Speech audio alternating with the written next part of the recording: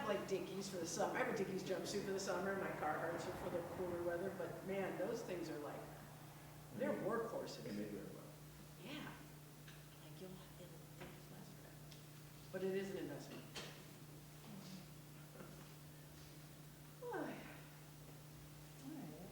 Ellen's just getting us connected to the universe.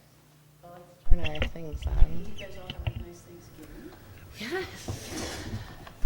It kind of was a blur at this point, You went to dim sum, I saw. Sure did. Sure did. That looked like fun. I don't know how we kept eating, but That tends to happen at dim sum. always room for dim sum. You know, everything is so little that it just seems like, oh, I could just do it. I know. It's pretty And then you stupid. sit there long enough and you get hungry again, so it's perfect. Exactly. What did you guys do? I got food poisoning. No! Before I was like about to cook everything, And then what happened? and then I had bad milk basically, and it was really stupid. I was like, "It's one day past, it's okay," and I'm, you know. Oh my god, I always do it like way past one day. Okay, are we ready? Okay. All right, so we'll call the meeting, 7:05. The Housing Smart Task Force, the Housing Committee. Welcome back from Thanksgiving. Grateful to be here with all of you once again. And this will be our last meeting of the year.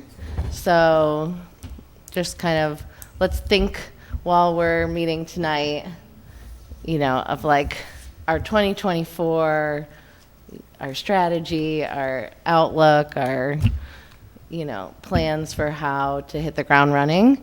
And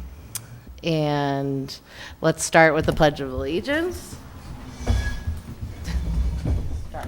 I pledge allegiance to the flag of the United States of America and to the republic for which it stands, one nation, under God, indivisible, with liberty and justice for all. Okay, and we'll do attendance. We got Roz Stengel, Sarah Byer, Philip Monis, Sophie Grant, that's me, and Vicky Starr. Everyone is present. Thank you for your presence. We don't have anyone in the audience today, but all are welcome to these meetings. We would love for you to come. And one thing, starting next year, we will be more diligent and proactive at getting our meeting agenda out to the public prior to the meeting itself. We want to be as transparent as possible and make sure that our fellow community members feel included. Any previous meeting minutes can be found on the website, and we'll work with Joyce to get the agenda up as much in advance as possible, and then welcome people's comments or questions that they can always email us at shandakenhousing@gmail.com. In light of kind of where I feel like we are right now, which we can talk about in a moment, I wanted to call out what I selected as the term of the month this month, which I guess is also like a process or it's not necessarily one thing, but this was on the glossary that we gave access to, I think it was last week or the week before, or month. Anyway, this month, it's administrative processes and streamlining for affordable housing. So what does that mean? It contains procedures by which developers receive permission to develop affordable housing. It includes the process for obtaining zoning changes, building permits, and occupancy permits. The topic also refers to receiving approvals from each government agency involved in the development process, as well as any required public hearings or citizen meetings. It includes both the pre-construction planning activities and the review activities that occur under construction. And the reason why this one stood out to me is I think we're in this moment where we're all ready for the action of working together as a community to create the comp plan, to outline what we want to see in terms of housing, but also the broader community. And then we have all of our bodies. We have our planning, our zoning board, we have our CAC, we have our town board, we have us, we have that comp plan committee. I'm sure there's a couple others out there, Parks Committee, all of these folks who are working on things. But it's kind of up to all of us and our community members to define what we want together. And I think going about that process, as we already have discussed, is going to take some time. But I think it's in the interest of having more clear goals, more cohesion across our committees, and just general shared understanding of the direction that we're going. And I think that ties directly into these streamlining processes that we hope to help inform. And I added this further down in the agenda, but we can just, I think it makes sense to touch on now, is I know some of us are already going to different committee meetings, but I would really love for us to kind of get on a schedule of sorts and designate a representative for our committee to go to every committee meeting and have it be that there's always a housing representative at all of our other board and zone and committee meetings.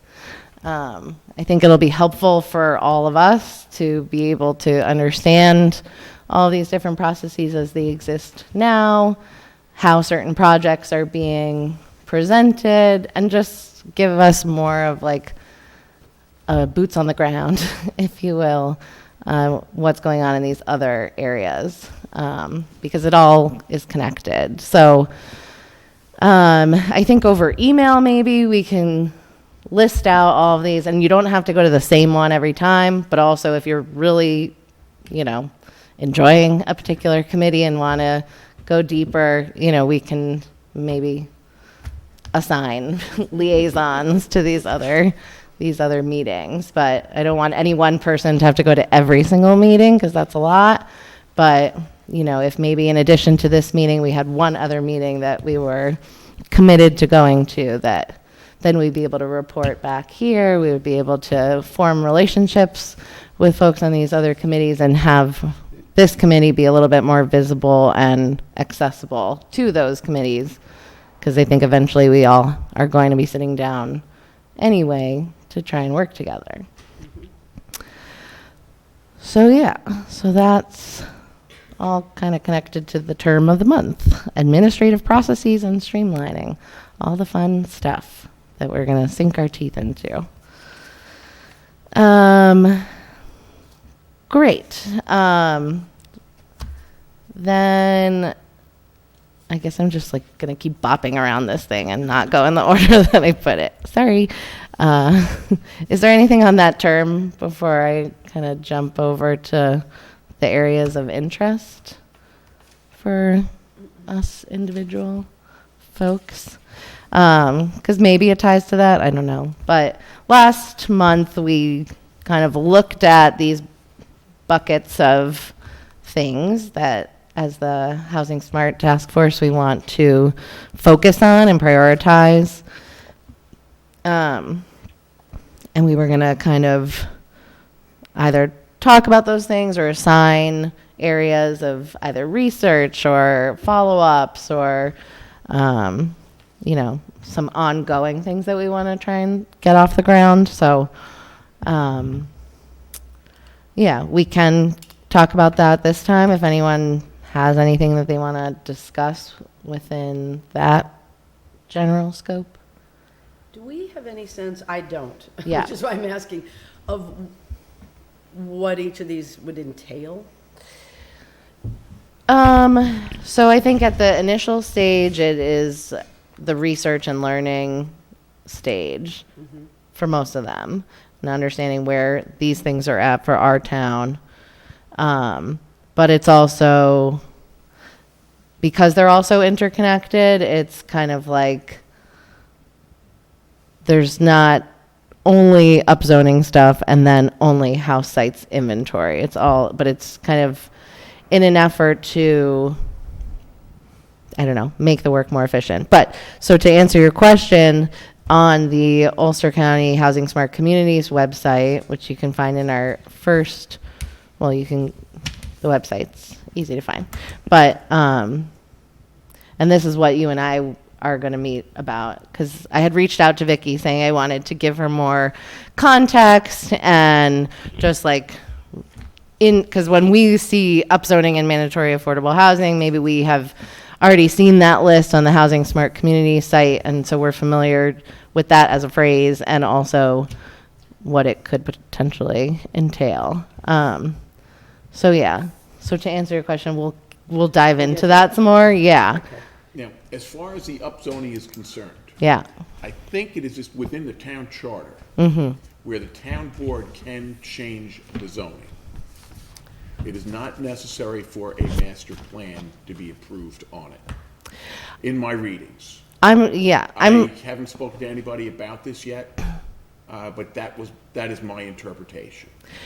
Yeah. Well, I think, sorry. With that being the case, or if in fact that is the case, then you have to sit there and look at what areas are suitable to be rezoned.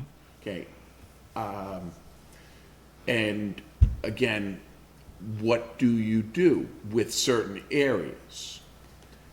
An area that may not be suitable for septic because it's not going to perk out properly.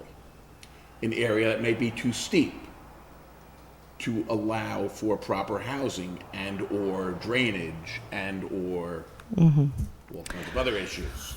Well, and and this all goes into site development.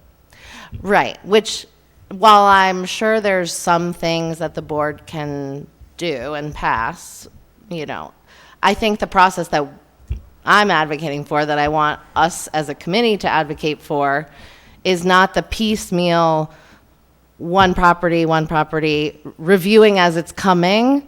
I think it's more to do with this community visioning project that we're doing, and it is vital that we have more than just town board or zoning or planning, any of these individual cases or committees, because that's what we've been doing for the last 30 some odd years. Right, maybe 50 if it was in the 70s. But so, I think it's acknowledging that there are Band-Aids that can be put on this situation till kingdom come in the name of variances and. We don't want Band-Aids. Exactly. And to your point, to your point, like there are certain areas that are not going to be suitable for the things that we want to see, increase, that we want to see more of, which doesn't mean we can't have those things. It means we have to find the right places that are suitable, that are going to allow us to maximize the space that we do have. And then I think we need to advocate for laws and zoning that are going to allow for those things. And the other part about this is you don't want to compromise the fabric of this particular area. Okay? That's the other part, because we're still dealing with a watershed. 1000%. There's a lot of variables. There's so many more than most places. Yes. And if we look at it, we're here in the town of Shandaken. What is there for industry? Okay. Tourism, that's it. There's not much else left. Well, we're more or less in the water business. We're just not. It's not the same, industry per se. But yes, tourism. And I think when we think about that, and we think about what the characteristics are of the town that we're trying to preserve and protect, I think we also have to preserve the characteristics of a community with the same vigor as we do the land itself, because we care about all of these things probably equally. So I think it's sort of our role to step in and start advocating for the smart growth, development that we think will help enhance our community character, preserve the community that's here, and allow for people to actually live here in a way that acknowledges that we're not just a park, where there's people who live here and we're trying to be the stewards of that land in a sense. So, you know, I think defining the characteristics and laying out all of these things are really important part of the workshop that I think comp plan is exploring. And, you know, with surveys and things of that nature, I think we're in a unique position where, you know, we have access to resources that we think can help complement the work that they're doing, but also help shed light more specifically and, you know, home in on housing, you know, as our priority. But I think in terms of, you know, I kind of kept this areas of interest thing on the agenda because we're not going to meet next month, and I still want us to be like thinking about these different facets of what we're doing. But I really think in a lot of ways, like I know for myself especially, like learning how all of these laws and committees come together to actually construct the things that we need, in order to move forward. So, you know, there are certain projects that are currently coming before our town boards, and I think, you know, is there something that we can advocate for in some sense while we're at these different committee meetings, reminding people like we're going through this process right now, and it might feel backwards to try and, you know, actually adhere to the laws that we have in place right now.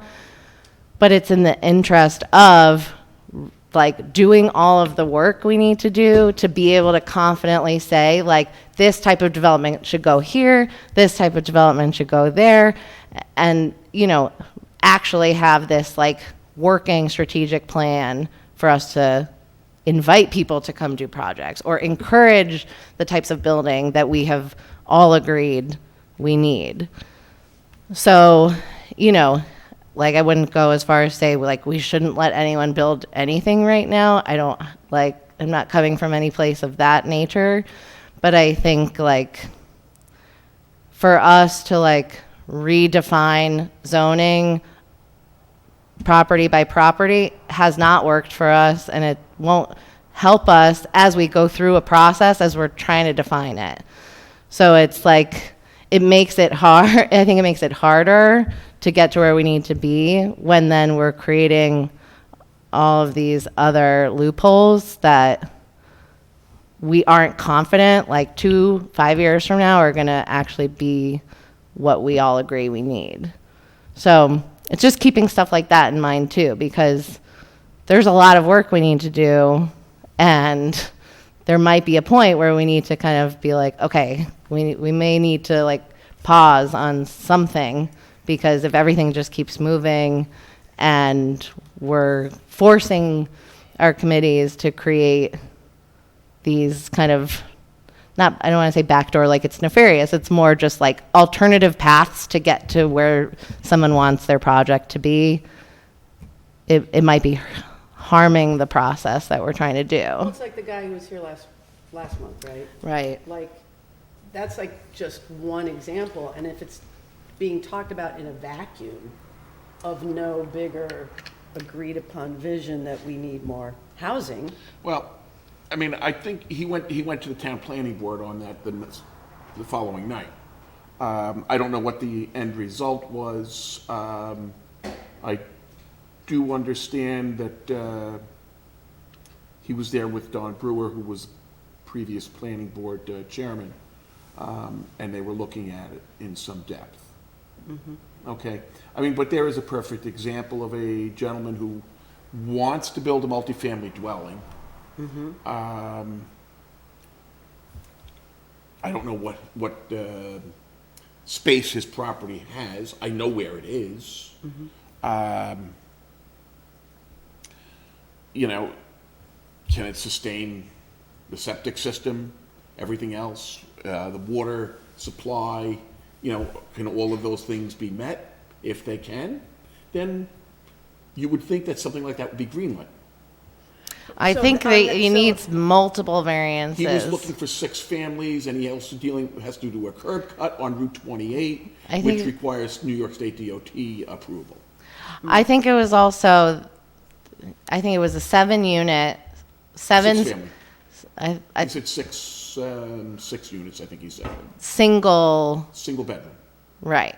So only some families can fit into a 1-bedroom, but. Very few. But I think it's an example of how complex these projects are and how complex the laws are and how complex our role could be in helping define, See- because multifamily, again, in the interest of like having a diverse set of housing, as much as I know personally, you know, young workers who need a place to live, should we be thinking about a way to make housing that can fill more holes at one time than single unit apartments that maybe 2 people will live in? Is there enough parking for 7 to 14 cars?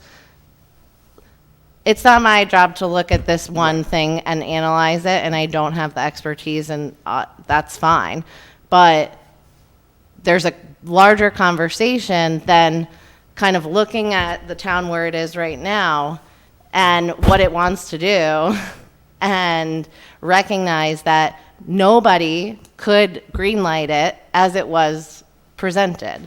So I think that should be sort of, there are things that he can build that don't need all of the different variances.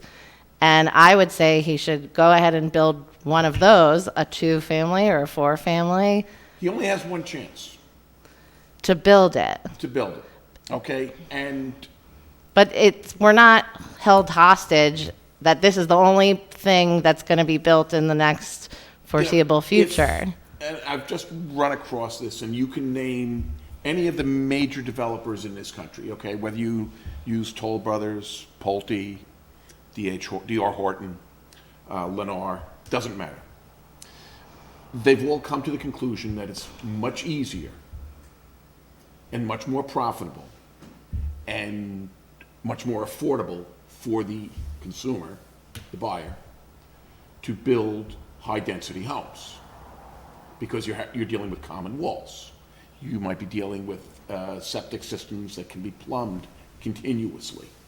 All of these things are variables, you know, all your infrastructure work. Sarah, you're in the architectural business. Please feel free to.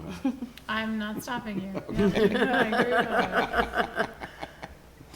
that. But, you know, these things all go towards the affordability of a dwelling.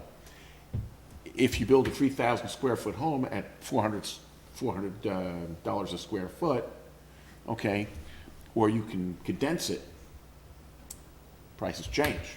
They go down. Okay, and subsequently, you're still allowing more permeable space for runoff, okay? Yeah. And keeping green space. Yes. And why is a 3,000 square foot home? I'm using 3,000, that's arbitrary. No, I know, but if you're building up If you're building up instead across, of out, it's. But he because is you're- building out. He's doing a single level. I It's thought not, I thought it was 2 levels. it's 1 level. would it make more sense for us to, and I don't even know how to go about doing this, but it feels like we should have sort of the overarching vision of what we want to do. So let's say we want to increase our affordable housing stock by 5%. And then start to work with these groups to find out where can we do that, you know? Well, we know we're limited, Right, but I okay, think, because you have basically a small section in Shandaken possibly. You have Pine Hill. You have Phoenicia. Maybe Mount Tremper. Maybe. But then you still are dealing with septic in some of these areas. Right. Okay, whereas Pine Hill has sewage. Right. But I think this speaks to like the goal of this group. In my mind, the goal of this group is to recommend things to other bodies of the town so that they can affect things, because we don't technically have any power over those things. Like, I No, we don't. believe they're big issues, and people are coming to us asking, what can I do? And like, we want to give them answers. But in my mind, our best course of action is to look at the numbers, look at what we think is the best course of action for the town overall, and then make recommendations based on that. And then the planning board, the zoning board, the town board can deal with the specifics of this case should do X, according to what the Housing Smart Committee said is the right direction to go in. So, Yeah, it feels like if we had someone who says, I'm a developer, I have some money, I want to buy some land and build these buildings, then, and we all know we want affordable housing, then it should be up to the town to say, okay, here are your options. You can buy in this area, you can buy in this, or you could build in this area, or this area, take your pick, but you We've done can't that once do. before. It doesn't work. They tried that, and it's turned into a 25-year process now. Okay, where somebody wanted to build a resort right up by Bel Air Ski Center. Oh, well, that, yeah. The Crossroads project is a perfect example. But what if it's just this guy like last week? And he came. I mean, that's done on a very small scale.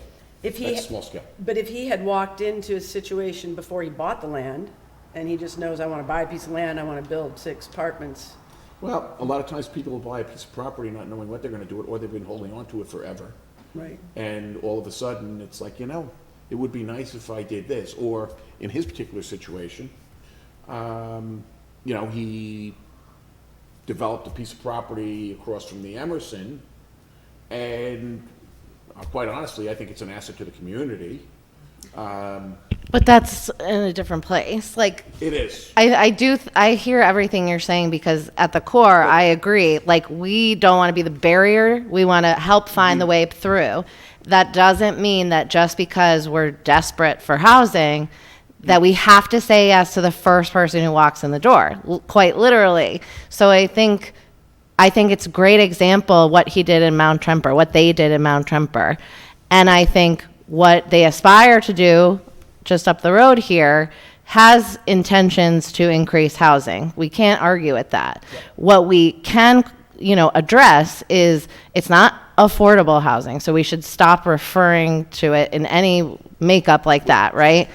It's also, this is the first, or I shouldn't say it's the first version of the plan he presented. He's presenting the highest number of units he thinks he can fit on the parcel. Of course, as you said, a developer is going to do that. We don't have to let every developer do everything they want to do.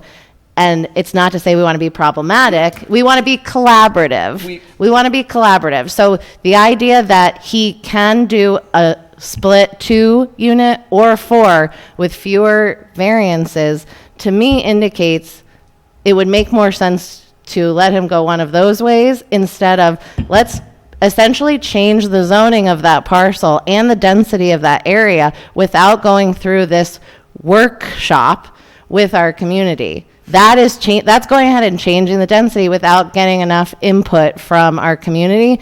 And it's doing it in the name of affordable housing, which it's not. And this is where the town zoning basically does not allow, unless it's been grandfathered at this point, for multiple family dwellings. Right. And this is what I'm getting at. It seems to me like we're beating our head against the wall if the zoning board does not have an agenda to create more affordable Well, housing. it's probably beyond. I don't even think it's their, It might like, not even be on their radar. I think Sure it is. I think it's on everyone. I do think it's, I think it's that this is like community envisioning, community revisioning, zoning revision. Yeah. Like it's part of this bigger scope project, which is why I'm kind of advocating in this committee that we're not, again, not to make it sound so nefarious, but I'm trying to find better words, but like we can't just fall victim or, succumb to any like dangling of housing. And I think it's like, if we go back to people who want to do a project on the parcel that they bought that, you know, isn't zoned for the thing that they currently want to do, then there needs, I think, to be a little bit of like working with that parcel, that property owner, to say, look, like, this is what the zoning allows right now. We're going through a process that you might hope has already happened or is going to happen faster, but it hasn't and it won't. So I think it's either if he's really anxious to build, he should build what has less barriers to getting that permit, or wait for us to redefine what this looks like, because I think it may or may not set precedent for other things and other developers. I think, you know, Phil, to your point with the large resort example, like, because we're so limited in space and, you know, available infrastructure, I think we're really looking at these much smaller projects. I mean, not to say we'll never have a larger project, but like, No, but when we, 180 room hotel for rich people, nobody's interested in supporting that, right? I think there's not, I wouldn't immediately sign on, but yeah. You know, I mean, that project in particular it was a hotel, and I think it had timeshare units and Golf course and all kinds timeshare of units stuff. and everything else. I mean, all of these things are well and good. I mean, you know, again, if you're building townhomes or condominiums, you got common walls, you're not disturbing your footprint as much. Yeah, I think I would love for us to like keep in the thread of our conversation, since we're a tourism-based economy, that we need both. And also, I think right now there's potentially zoning that seems to, just from driving around, seems to favor more multi-unit hospitality establishments than it does multi-unit full-time housing. Correct. And Lots of new hotels opening. there's a lot, and there's a lot of things that, even in the last few years, have gotten in because our zoning laws are vulnerable to people who can navigate them with exceptions and variances and money to pay people to advocate for Variances them. require town approval. Of course, Right. but when and those are, I'm not saying all variances are bad. I'm saying when that is the only mechanism to get to from point A to point B, and it's potentially at the expense of full-time housing opportunities, then we're missing the mark. And hospitality is important. I think we can agree, and I think it seems like we have a lot. And I'm not saying we don't need any more. There's nothing else in town. But like, There's no other industry other than water as yeah. we're in the water business. But guess what? No one's going to be at the front desk if we don't have a place to live. And there are hotels that house people. Like, even when we went to Mohonk, which we'll talk about with this conference, Mohonk houses over 150 employees on their highly valuable, real estate. And I think if someone like that doing an enormous operation can demonstrate their commitment, it shows how important the housing is, or they wouldn't have a hotel.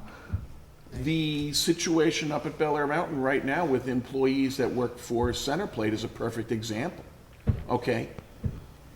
They're living down in Fleischmann's, down in Arkville, okay, in a community house. I'm not sure if Centerplate's picking up the tab on that. It is entirely possible. I know this situation has arisen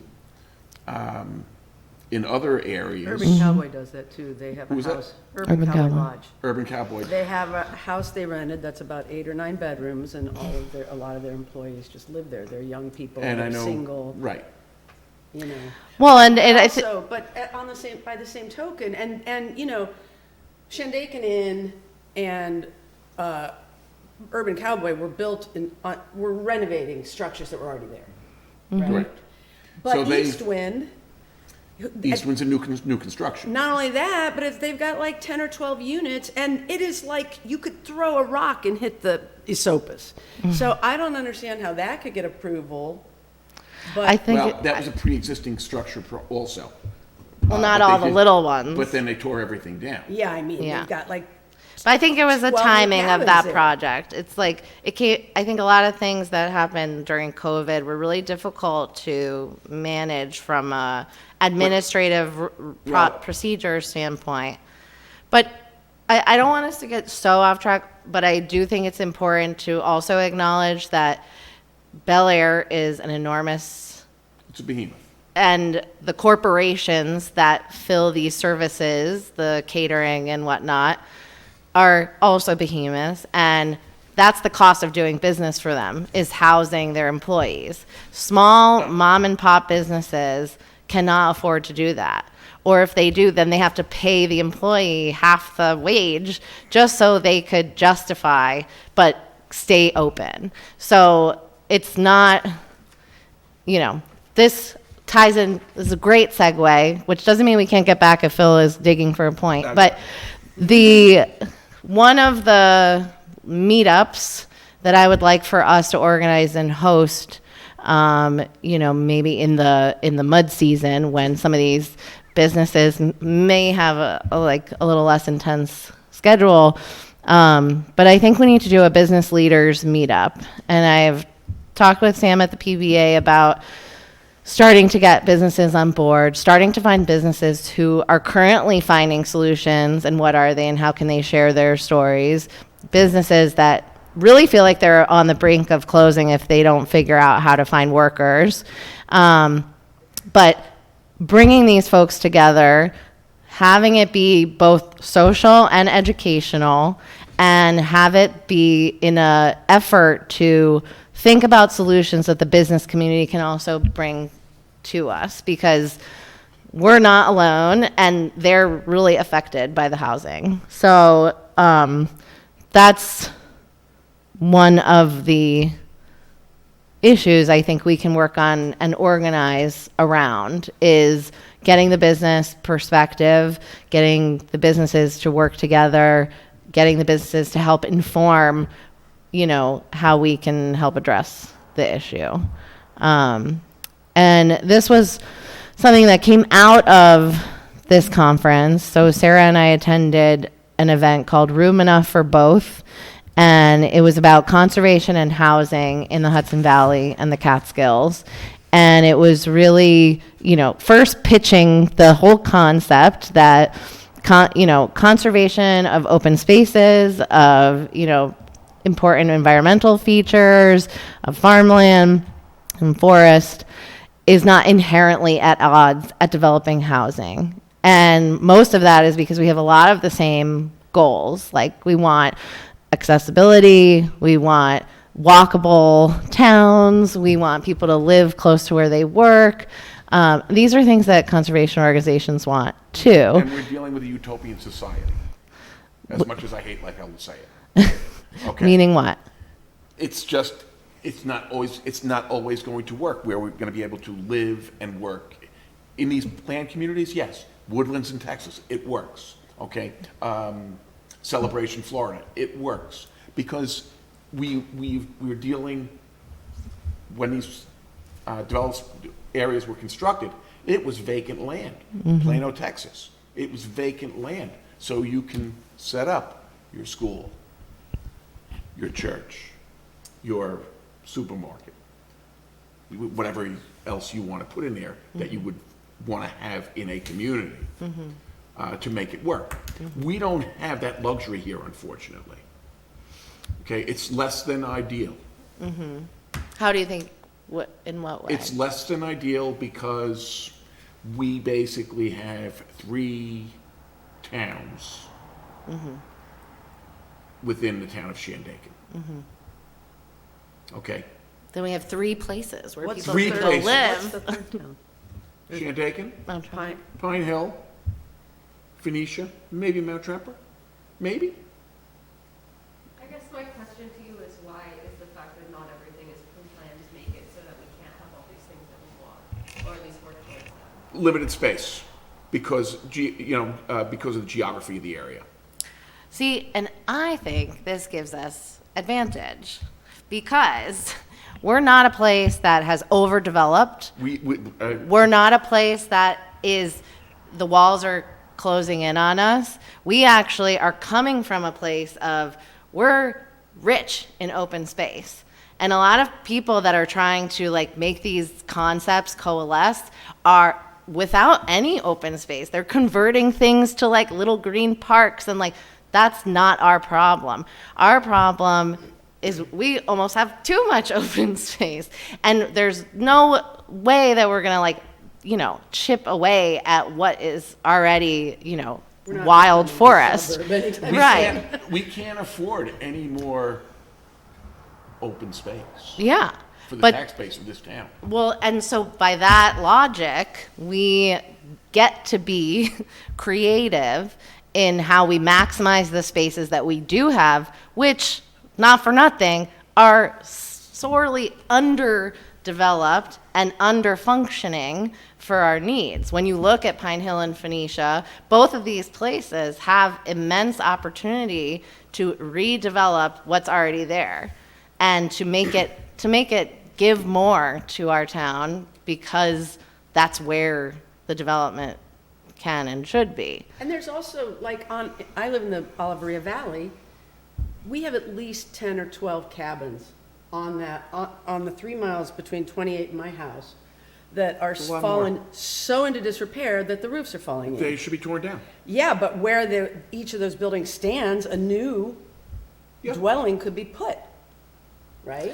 Well, and we also have the creative opportunity to recognize the characteristics we want to preserve and to work within the personality of this place, which is like really connected to the land and really rustic. And we're not like Hudson, New York, right? We're Shandaken and we have a different identity.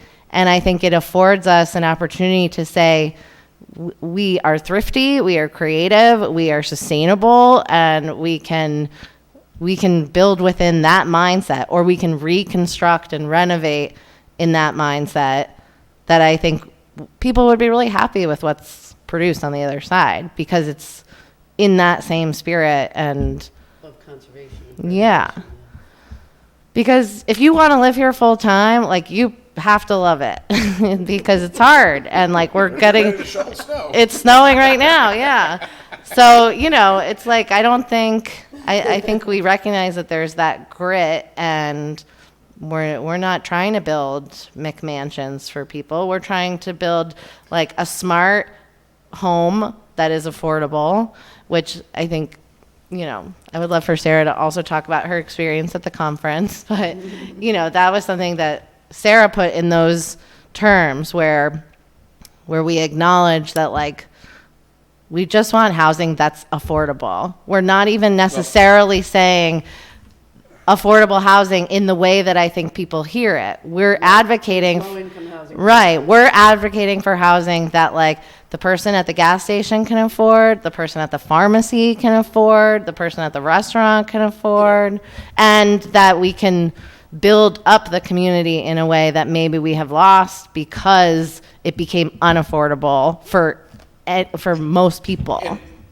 part of the reason this has become unaffordable, okay, is number one, there is limited space. Number two, within a 100-mile radius of this, we have over 20 million people. When I say 100, with this meaning the town of Shandaken, it's over 20 million people. All right. An area that probably has more discretionary income than very few other places in the world. And it's just going to keep on changing. It's going to keep on escalating. I mean, I've been up here for 50 years now, over 50. And in that time, I mean, I've seen it. It's always been an upward trajectory. Of cost. Of cost. Yeah. Yeah. Well, I think there's. Yet we have not seen a lot of building in 50 years. As a matter Well, of fact, That's probably because the zoning has been so inhospitable. You know, That's partly what drives up the cost. and Vicky, I sit there and I look, and I go It's a through the shame. town of Shandaken. I got one gas station where I can get gas. Mm-hmm. All right? Mm-hmm. In Phoenicia. Mm-hmm. There used to be a gas station on the top, up on the top of Highmount. There was one inside where the community center is. There used to be a gas station. Oh, yeah. Oh, wow. Okay. There was the one on 28. Yeah, we miss Bel Air Plaza, man. There was Bel Air, well, and then we had Chuck Perez's gas station Where was that?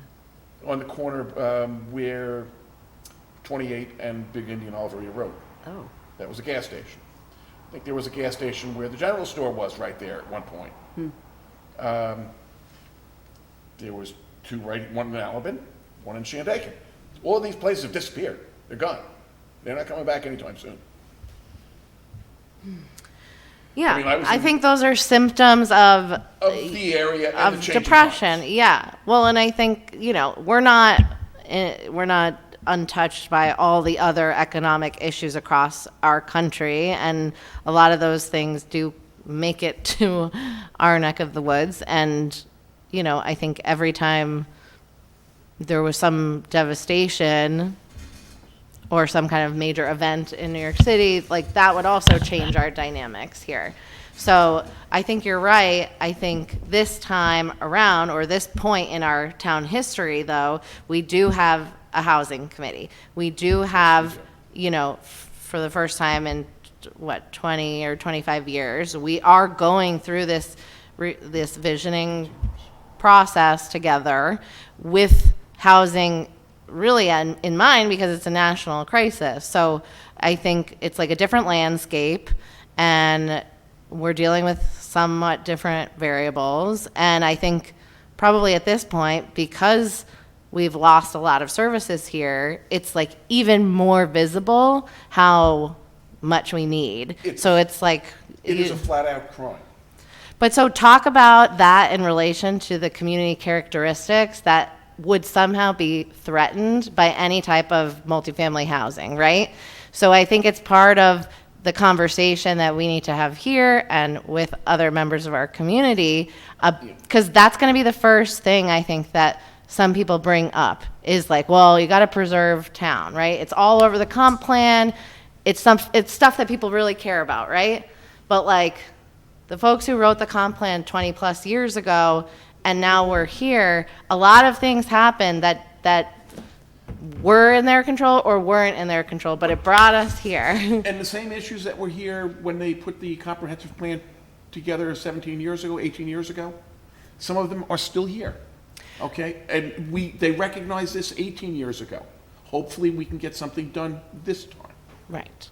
And I think as long as we're all open and collaborative and we discuss things and we actually take the time to discuss them, instead of we sit here and we talk at our committee, they sit there, they talk at their committee, but and then we go to the town board and none of it comes up. It's like, this doesn't make sense. We need to be a more functional government, and we need to work more for our community to actually get things done instead of just saying we want to do things. So that's kind of where I think we need to put our sights. I personally find it an absolute crime that I have to go to Kingston, to Delhi, Downsville, or Oneonta to get something up here. Mm-hmm. I find it a crime. I got to drive 40 miles. I better think long and hard before I jump in the car and go someplace. Mm-hmm. Yeah. It's a crime. And then all of the dollars that you're trying to spend go to another community. Exactly. And you know what? It's 3 hours, 2 hours of my day at a minimum shot. Yeah. Okay? Yeah. Well, that's part of what I think having more people here who do Will more bring things here. more And hope. it's going to take time, right? Because it took however long to get here. But it's acknowledging that if there's no place for people to live, then you're still going to have to drive pretty far. But, okay. Sarah, how would you feel about giving a recap of the conference? Because you did it at the CAC meeting. We went to the CAC meeting before Thanksgiving, the Conservation Advisory Council, because we were like, let's immediately go to somebody in our town who's about conservation, because we want them to hear from us and know that, we care about conservation too. But anyway, if you don't mind doing a little recap. Yeah, well, first we got a great lowdown of statistics of the housing crisis that we're in. I think it was an 80% increase in housing costs in the last 4 years here, or in Ulster County in general. And, just really putting in perspective the statistics and how bad they are renting and owning, and, the threshold of affordability, which was really very painful to hear. And then a couple of issues that are sort of misperceived statistics, like, our schools can't handle extra capacity, which isn't true in the data, or that we're missing workforce, people to work because people don't want to work, which is also a misinformed statistic. We don't have the housing for people to live. And our schools are being shut down for being not populated enough. Yeah. It's ridiculous. So we can find a way to share that information, and have this collective conversation that you've been talking about, which would be wonderful. And then also, the idea of conservation and housing creating a more cohesive and vibrant society, which is, our collective goal. And how many other towns have found a way to have smart deals where they use funding that accomplishes both goals at the same time. And that way you also get more people in the conversation. What kind of funding? Like, do you mean like grants and government funding? Yeah, like, there's a couple of different terms for, you have one of them in here. But essentially free money that's earmarked for a type of mission.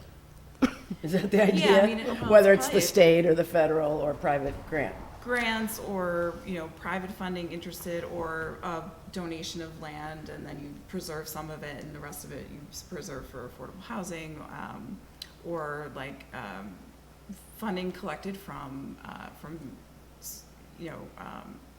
taxes or. Yeah, the real estate transfer tax was Right, that was. a revenue generator for some towns, where I think it could be like a dollar amount of a sale price that you set, and that a percent of that, and it wouldn't be every home sale. It's like over, I mean, what do we want to say? 500,000? Yeah. Yeah. As much as I love those programs, okay, I am aware that it also becomes an abusive issue, Such as. such as, all right, and I will use a situation out in Suffolk County. All right, there is a percentage of the tax that goes to affordable open space every year. Okay, so I'm in a discussion with somebody about 4 or 5 years ago now, and his statement to me was, "Oh, we have more money. We have this money here. We're just looking for a place to use it every year. Otherwise, we will have to give it back to the taxpayer." Okay, that is not the way a system is supposed to run. Right. That is flat out abuse, and that cannot be done. No, I think we have to recognize that our town does not have a lot of revenue and doesn't have enough money coming in to even sustain the jobs that it currently has. And if we're to come up with any sort of mechanism that could aid the town in funds for things that are going to go right back to the townspeople, then I think we should look for those tools. Yeah, and again, if we start taking money, or, you know, a percentage of a transfer tax, and using it to buy open space, we are, in essence, depleting the Yeah. available. No, I don't think we would be developing any open space as much as We would not be developing. space for housing. That's what, because the other thing we Because- don't have is the community development housing organization. And if there's not a funding stream for that, and there's not grants for that, then you don't have a housing organization. Correct. So I think we have to think about this in a future where Shandaken has a housing organization that actively manages in a transparent way, because we're not in the business of, well, yeah, right, like a housing organization that would be for Shandaken, for this watershed, essentially. So, you know, I know like taxes sound bad, and we're not we're not sitting here being like, let's raise the taxes. Like, it's not anything like that, and it's certainly not, let's do let's do just like a lot of administrative work for no reason. We're not in that place either. But I think, you know, one of the examples that they shared at the conference was in Red Hook, where there was land up for sale that potentially could have been bought by a developer right outside the town of Red Hook, right outside the downtown. That also happened to be like a really important piece of amazing farmland, like incredible soil, like, you know, there was no way they were going to let that farmland be turned into anything other than a farm. And because of their transfer tax funds, they were able to purchase the entire parcel, maintain the farmland as a farm, and I think the farmers were now tenants or some, I forget how that part of the deal worked. And because of the corridor that the parcel sat on, the southernmost part that was directly adjacent to the town, that small strip of land that wasn't farmable, hadn't been, you know, good soil for generations, like that was turned into affordable housing. So it was, you know, an example in how you don't have to choose one or the other. You can be smart about how you look at what are the needs and how do we address both, like two birds with one stone. And that example is obviously like this perfect ideal. Red Hook had the money, the parcel came up, like it all happened right when it needed to happen.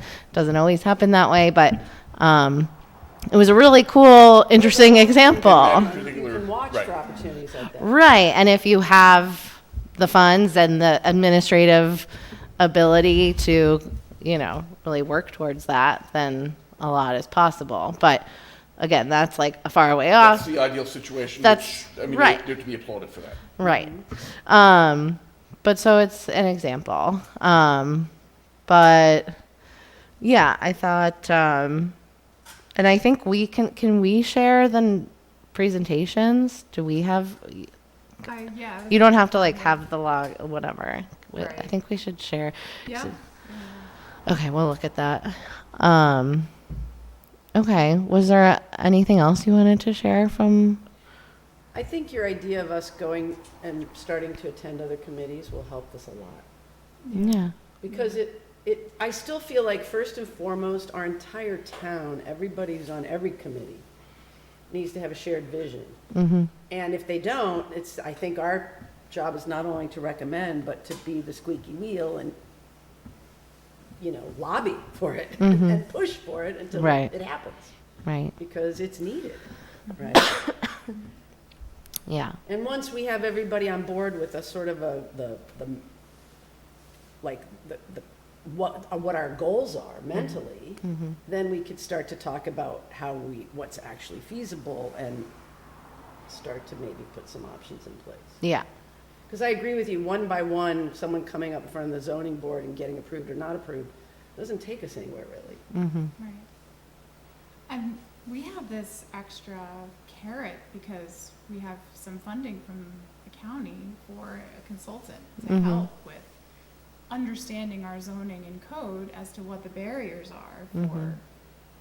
gentle density, I guess we can call it, like, you know, not 40 units you know, appropriately sized. Mhm. Because it does make financial sense to share walls and have, build in a place with sewer and, you know, not overbuild in sizes and not require sprinklers when you don't need them, but it's not really clear. I mean, I applaud developers here because, I mean, they have to really understand the code and the zoning to know what they can build, and if we made it clearer for people and more straightforward, that's gonna just naturally encourage the kind of activity that we're looking for. And that happens all over, that's just the natural lever right there. And it's just administrative, it's collaborative with people, and it's a little bit of expertise that we can help the zoning, the planning board with that, you know, say, hey, like, let's have a conversation about what the town needs, and we have this consultant that can, you know, help your process at the same time. Right. And it seems like if you have a piece of land, like, let's say you have a lot of places you have to have 5 acres to build a house, right? It depends on particular Right. designation. I looked at some of the zoning, or, you know, how they identified different types of land, and it's 5 acres or 3 acres or 1.5 acres, right? Right. Those are sort of, so, but if you can build a 3,000 square foot house on 5 acres, You've got plenty of space. you could also build 6 apartments in that same 3,000 square foot. And then it becomes a question, how much septic volume can you build there? Well, it's based and- upon your bedrooms, okay, and that's an Ulster County Department of Health issue. Right. Okay, they're the ones that would basically carry the ball for you on that one. Well, or It designate. wouldn't be this CWC? It comes Ulster County first. Okay. Yeah, I mean, I think But like, there, if everybody's on the same page and, about what we need to do, you know, then we can figure it out. I was talking earlier with Sophie on this one, and last week there was something in the Wall Street Journal. Unfortunately, I think I left a copy sitting on my desk. And in particular, they were talking about, again, trying to find employment for people. And, all right, if you are renting property or something, or renting a home, when the occupants of that home were living in there was a tax abatement, or they put a 30-year deeded caveat in there, where one person in that home had to be working within the particular county, okay? It works. Or theoretically, it should work, okay? The time frame could be left open, okay? But if you start putting some of these contingencies into a deed, now it's a requirement, Right. okay? well, and you could do that. You could say that And- you could put no STR in your deed. Yes, you can. Yeah, I do think there's like interesting things that a single individual can do that there could be, you know, and these beneficial are not, and effects these are one not way or the other. These are transferable to other owners at that point as well, if it's particularly deeded in there. This wasn't on the agenda, but I do think in 2024, we should maybe also, you know, in addition to the broad swath of things we're looking at, you know, because right now, we haven't really like cracked open anything with the STR. We know that the law is not adequate in helping with the housing stock. And we just know that the law basically created the number of permits as there were STRs, and then a few more STRs got issued even after that cap was met. And so, you know, And they can still be added. But wait, the law is not just a cap, well, there's a cap on the non-owner occupied. but also if you come in now and you buy a piece of property in Shandaken, my understanding is you can't get a short-term rental license for a year. For a year. And Well, after a if- year, you could be put on a wait You can be list. put on a wait list if something opens and you are a non-resident, then you might be eligible. But I think If just you're a overall, resident and you own the property and live there, there's no cap. I think Which in seems general, fair. That seems reasonable. yeah, but I think we're still at 11% of our housing is short-term rentals. Which is So, 300 homes. which is 10% over the recommended percentage. So, Right. I'd like to- again, it's not to say that one size fits all, and maybe we're a 5% community. I don't know, maybe we're 7, but like, right now, you know, we're kind of, I think the work that was done on that law was like amazing, especially that it was during COVID and over so many years, and I know people spend so much time creating it. And now that we're kind of on the other side of that, and we have sat with it for a couple of years, I think out of the various things that we could be making recommendations on, the STR law is one of them. And I think maybe that should also be some of our homework over winter break, is like really familiarizing. And I know for myself, just I want to get a better understanding of like, how are we enforcing everything about that law? Because the law is only as good as the enforcement, and it would be good to understand like, how is it all really unfolding, and talking with the people who are administering it to understand how that is functioning and if it's all functional. And think about, even with the law, the effect on the real estate market here is still felt, because you could be on the wait list. In perpetuity. You could also be, the owner could be someone who doesn't live here, never intends to live here, has enough funds in their corporation to leave the house empty for however long it takes for that license to become available. And that doesn't help us either. And I think, it's kind of like acknowledging that the law affects this thing, and then there's still these ripple effects that still affect our greater ability to have a healthy housing mix in the community.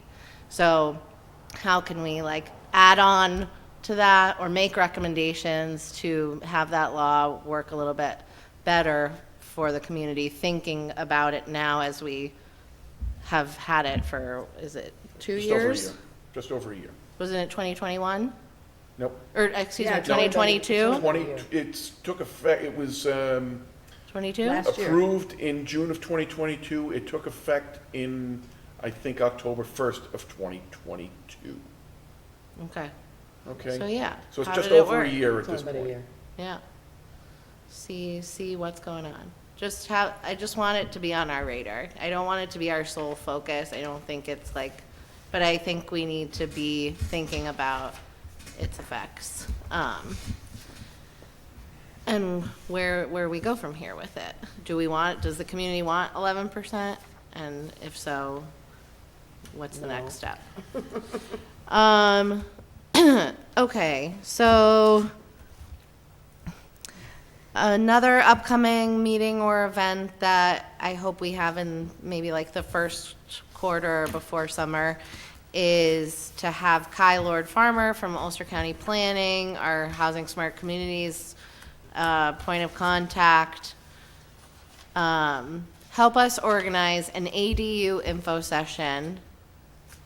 And the audience is our committee members, is our committee, planning, zoning, CAC, town board. Love it. And ideally, all those people would come, every single person, but if not, like at least 1 or 2 people from each committee. And maybe it's just at our meeting here, but the Not open to idea, the public, it's really about, right, exactly. The idea is before we send, a call for people to come to an info session on ADUs to build on their property. And then potentially people turn around and like, and not that ADUs are some foreign thing to our town committees, but like I think it'll help us get on the same page if we're getting this info session education from Kai, and maybe there can be discussions thereafter of like, okay, what do we have right now? Because a direction we're seeing a lot of similar towns like ours go into is the ADU by right, meaning anyone can do it. And you don't have to get all of the the same types of, it's one permit, basically. It's one application, one process, as opposed to like special use permit and going Well, through all these And you're different. saying people are seeing success with this? Yeah, Olive is basically doing it. Kingston, it just is now doing it. High Falls, I think, High Falls, I think is doing it. but it's basically like I see it as a pressure release valve, because I know myself included, like I have a dwelling that could be an ADU, but there's too many hurdles right now for someone like me to go through that process. So how do we release the pressure valve? We know that there is some good potential housing options that are within our existing structures, and that could be one quick win if we're able to do something like that. And this can be done, okay, but again, this is the building code within the town at this point. All right, and I went through this a number of years ago where I wanted to build a garage with a apartment above. Yeah. Can't put a kitchen in it. All right? So now it's a non-starter for me unless I go and apply for the necessary variances. Right. All right? But again, it's And not about variances, it's about getting the to get- zoning changed. to It's getting the definition of an ADU an in ADU place. changed. In place, And, yeah. What's the purpose of having an apartment if I can't have a kitchen? It's not an apartment if you Right. don't have a kitchen. Right. It's a cabin. It's a man cave. Yeah, it's a man cave. Okay. For men who don't cook, Exactly. which are rarer and rarer There's a lot of these days. drinks. A lot of men cook these days. Well, yeah. So that's an example. The business leaders meet up, and this ADU, town info session, I think could just be like a great opportunity for housing to host these other members, for Kai to come.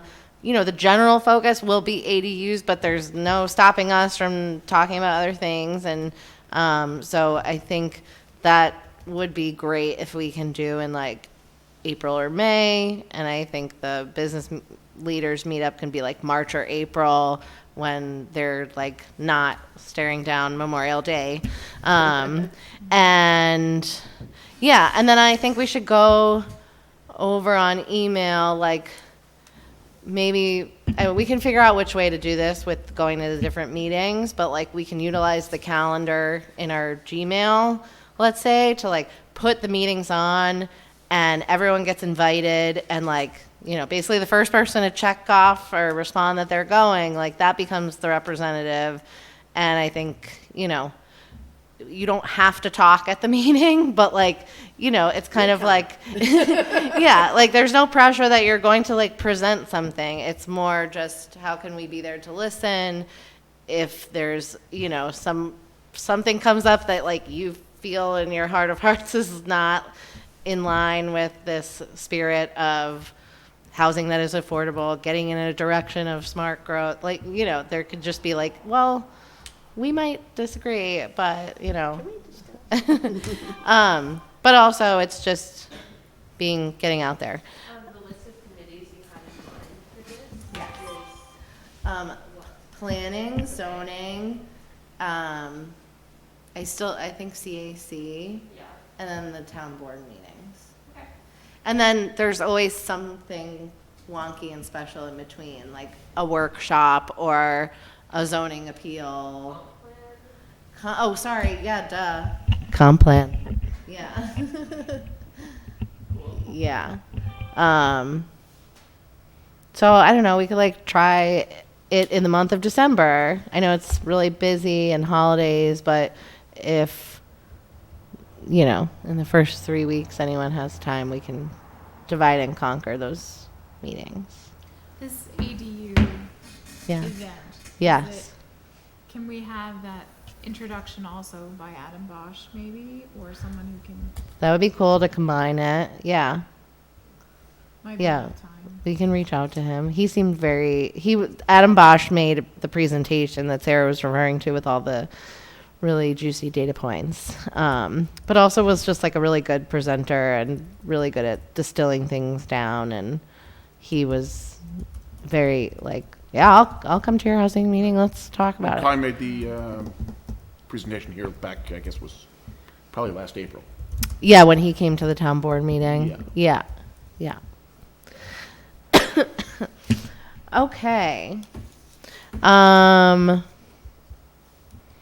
So The committees again, sorry. that's okay. It's planning board, zoning board, comp plan, CAC, town board. What was that? And hey, let's go to the parks meeting too. What was that last one? Zoning board, ZBA, comp plan. Between comp plan and parks. I don't know what I said said. something else. Oh, town board, just regular, Town board meeting. just the good old classic town board.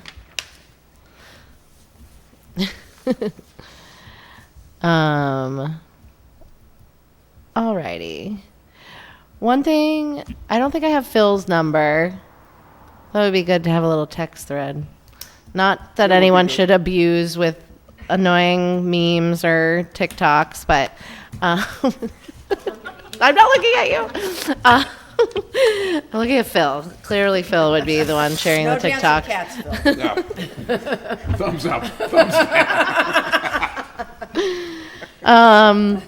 But yeah, I think since this is the last one of this year, it's just kind of good to mention when our first one of the new year will be, which is January 22nd at 7 p.m. Thank you, Phil. Now you have it. Perfect. I know. So it's going to be a while, but we'll see each other at all the other meetings. Don't worry. January 22nd? Yes, It's the next meeting. I believe so, unless we hear otherwise. So maybe let's plan on just like a little email check-in about the meetings that we plan to go to. And Zoning, I have no problem going to zoning. okay, cool. And if you find a digital version of that article, please I will, share that's- it with the group. Yeah, Um, otherwise I will digitize it. digitize it, transcribe it. And a cat sticker on it. Okay, so our next meeting is January 22nd, unless we're told otherwise. Did everyone go? Did you bring your affidavit to get notarized to I will Joyce? take care of that. I have it here. Okay, It still has the coffee stain on it too. good. That's how I know it's the original. Did I actually you? was- Did Vic? I haven't, I gotta. reach out to Okay, Joyce. but Sarah and Roz did. Okay, I was cool. actually going to do it today, and I just never got around to it. Hey, but it took me like 2 months to give it to you, so don't look at me. I know. I'm one and the same. Maybe I'll do it Friday.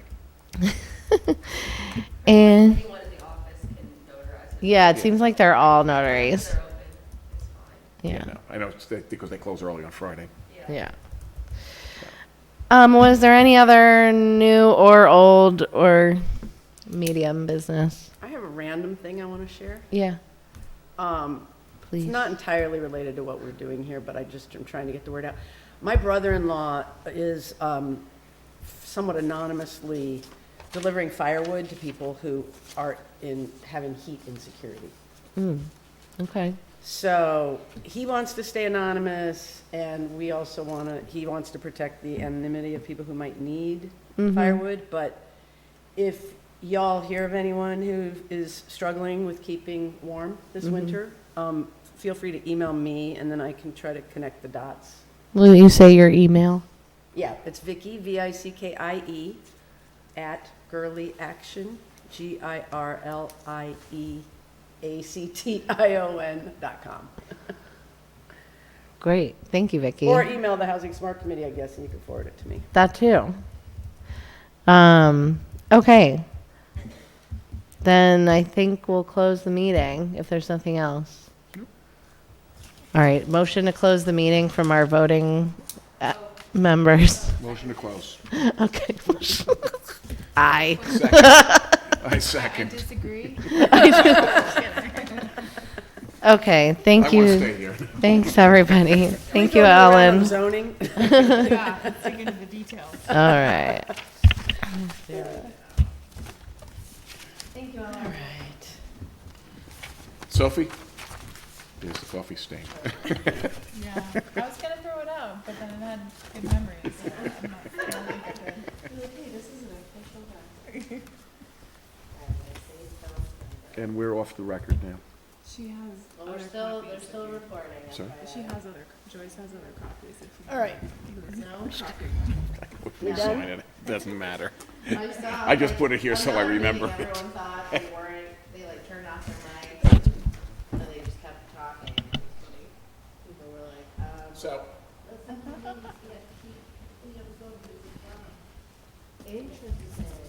Okay, yeah, see, I don't know how.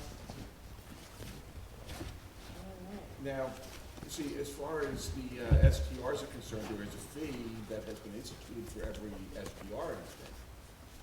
Yeah. Right. And, Like an annual fee? oh, it's an annual fee, and it's rather hefty. Yeah, it's not cheap. The Maybe. fact of the matter is. Where's that money being used? I think it was already used to give people, I think to give office staff like a livable wage. Oh,